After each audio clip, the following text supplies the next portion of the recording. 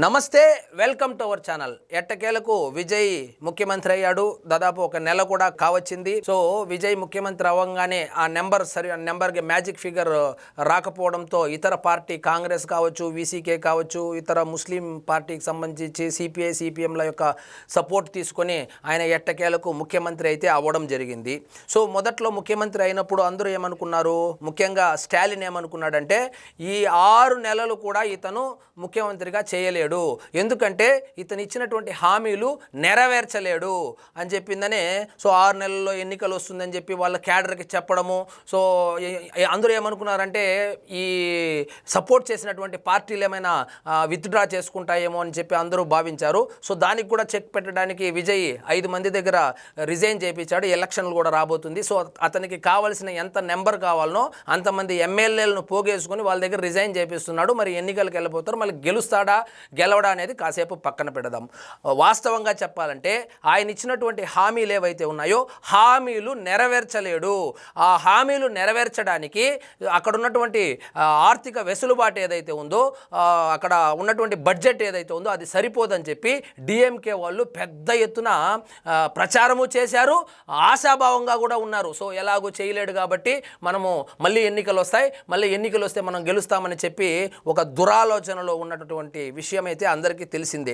So నేను కూడా అనుకున్నా, సో విజయ్ ఏం చేస్తాడో ఏమో, నోటికి వచ్చినటువంటి హామీలు ఇచ్చేశారు, ఇవి అవుతాయా కాదని. వాస్తవంగా చెప్పాలంటే విజయ్ని గెలిపించింది అతను ఏదో చేస్తాడని కాదు, అతని మేనిఫెస్టో కూడా తమిళనాడులో దాదాపు 75% ఎవరికీ తెలియదు.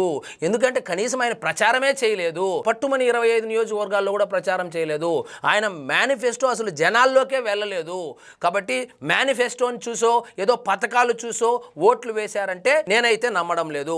ఎందుకంటే ఈ సంక్షేమ పథకాల విషయానికి వస్తే డిఎంకే బ్రహ్మాండంగా చేసింది. సంక్షేమ పథకాలు గెలిపిస్తాయనేది కేవలము అపోహ మాత్రమే. కానీ మరి మార్పు కోరుకున్నారు కాబట్టి విజయ్ని అయితే కనుక ముఖ్యమంత్రిని చేశారు. సో యువత పెద్ద ఎత్తున ఎప్పుడు ఏఐడిఎంకే డిఎంకేనా, వాళ్ళు తప్పితే వీళ్ళు తప్పితే వాళ్ళేనా, కొత్త వాళ్ళు రాకూడదా అనేటువంటి ఉద్దేశము. అదేవిధంగా ఈ క్యాస్ట్ కన్సాలిడేషను అవడం వల్ల గెలిచాడే కానీ అదేదో పథకాల వల్ల గెలిచాడని చెప్పి నేనైతే అనుకోవడం లేదు. సో అలాగని విజయ్ తను ఇచ్చినటువంటి హామీలు ఏవైతే ఉన్నాయో వాటిని నెరవేర్చే దిశగానే పావులు కదుపుతా ఉన్నాడు. ఒక్కొక్క డెసిషను ఒక్కొక్క సర్జికల్ స్ట్రైక్ లాగా ఈ డిఎంకే ఓటు బ్యాంకు మీద సర్జికల్ స్ట్రైక్ చేసినట్లుంది. సో అదేదో సెంగప్పన్ అదే టాస్క్ ఫోర్స్ అని పెట్టాడు. మహిళా భద్రత ఆయన పెద్ద ఎత్తున ప్రచారం చేసింది. విజయ్ ఎన్నికల్లో ప్రచారం చేసింది వచ్చి మహిళా భద్రత, బాలబాలికల యొక్క భద్రత కావచ్చు, ఈ గంజాయికి సంబంధించి ఈ లా అండ్ ఆర్డర్ మీద ఎక్కువగా ఫోకస్ చేశాడు. దాన్ని కౌంటర్ చేయడానికి, అంటే ఇప్పుడు ఉన్నటువంటి అస్తవ్యస్తమైనటువంటి లా అండ్ ఆర్డర్ ఏదైతే ఉందో దాన్ని గాడిన పెట్టడానికి టాస్క్ ఫోర్స్ పెట్టాడు. 2500 మంది ప్రత్యేక సిబ్బందిని దించాడు. సో మహిళలకు కాలేజీలకు వెళ్ళి, అదే బాలికలకు కావచ్చు, మహిళలకు కావచ్చు, పెద్ద ఎత్తున ప్రచారం కల్పిస్తున్నాడు. మీకు ఏదైనా ప్రాబ్లం ఉంటే సో అండ్ సో స్టేషన్కి వెళ్ళాలి, లేదా సో అండ్ సో నెంబర్కి ఫోన్ చేయాలి. సో అక్కడికక్కడే మీకు పరిష్కారం లభించే దిశగా మేము చర్యలు తీసుకుంటామని చెప్పి చెప్పడం జరిగింది. అది ఒక ఎత్తు.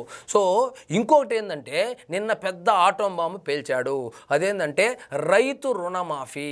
సో దేశంలో ఏ రాష్ట్రానికి వెళ్ళినా రైతు రుణమాఫీ అంటేనే పారిపోయేటువంటి పరిస్థితి ఉంది. ఎందుకంటే అది అసాధ్యమని అందరూ చేతులెత్తేసినటువంటి విషయం మనం అందరం చూసాం. రైతు రుణమాఫీ అనేది అది అంత ఈజీ అయినటువంటి టాస్క్ కాదు. ఎందుకంటే అది పెద్ద ఎత్తున ఈ ఖజానాకు బొక్క పెడుతుంది కాబట్టి.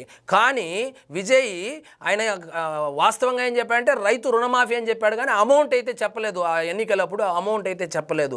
అయినప్పటికీ మొన్న ఏం చెప్పాడు, 50,000 వరకు ఎవరెవరైతే రైతులు రుణాలు తీసుకొని ఉంటారో వాళ్ళకందరికీ రుణమాఫీ అని చెప్పడంతో సో పెద్ద ఎత్తున నిరసనలు అయితే తెలియజేశారు. సో 50,000 అంటే మరీ తక్కువేమో అనుకొని ఇంకొక 25,000 వేసి 75,000 రూపాయల వరకు పంట రుణాలు పొందినటువంటి రైతులు ఎవరైతే ఉన్నారో మొత్తం తమిళనాడు వ్యాప్తంగా వాళ్ళకందరికీ ఒక్క సంతకంతో రుణమాఫీ చేసి పడేశాడు.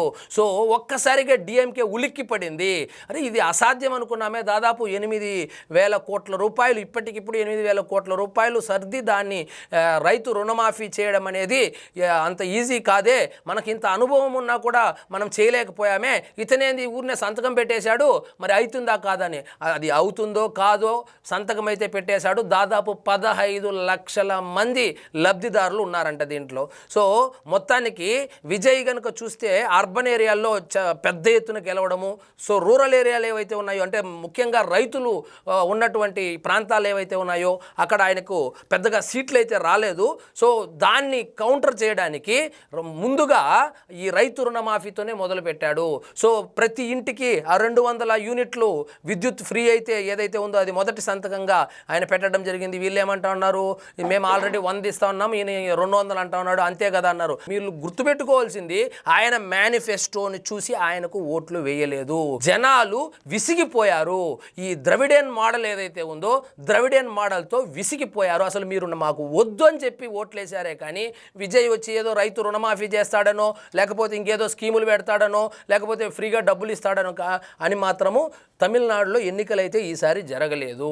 కాబట్టి అయినప్పటికీ కూడా ఆయన అందరి అంచనాలను మించి ఆయన పరిపాలన అయితే సాగుతూ ఉంది.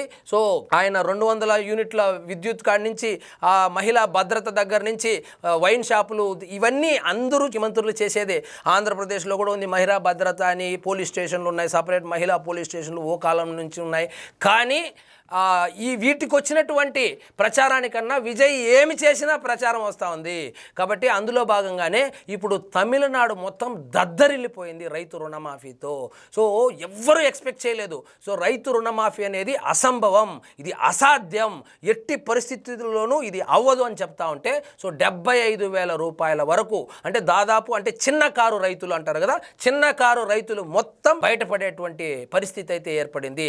ఒకవేళ 75,000 రూపాయల కన్నా ఎక్కువ రుణాలు కనుక పొంది ఉంటే సో కనిష్టంగా 35,000 నుంచి రుణమాఫీ చేస్తానని చెప్పి చెప్పడం జరిగింది. సో ఇంకా అది పూర్తి స్థాయిలో గైడ్ లైన్స్ అయితే రాలేదు. కానీ దాదాపుగా ఈ దెబ్బతో అంటే చాలా కాలంగా రైతు రుణమాఫీ అనేది జరగలేదు. అప్పుడెప్పుడో కరుణానిధి కాలంలో ఎప్పుడో జరిగింది.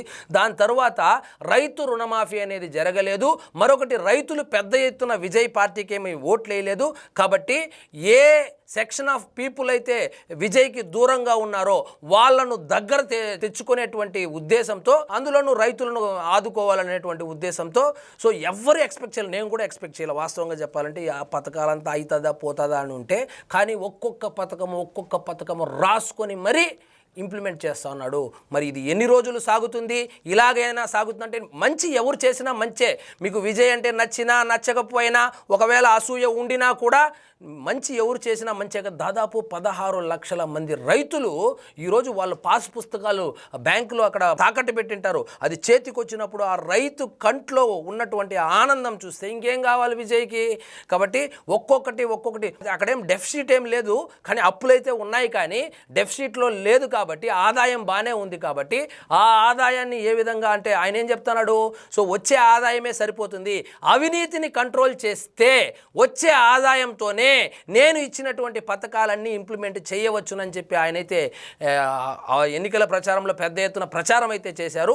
మరి ఆ విధంగానే ముందుకెళ్తున్నారు. సో అందరి అంచనాలను తారుమారు చేస్తూ అందరి అంచనాలను మించి ఆయన పరిపాలన అయితే సాగుతూ ఉంది. సో ఇదండి ఈరోజు మన టాపిక్. మీకు ఈ వీడియో నచ్చినట్లయితే లైక్ చేయండి, షేర్ చేయండి, ఛానల్ మాత్రం సబ్స్క్రైబ్ చేసుకోవడం మర్చిపోవద్దు.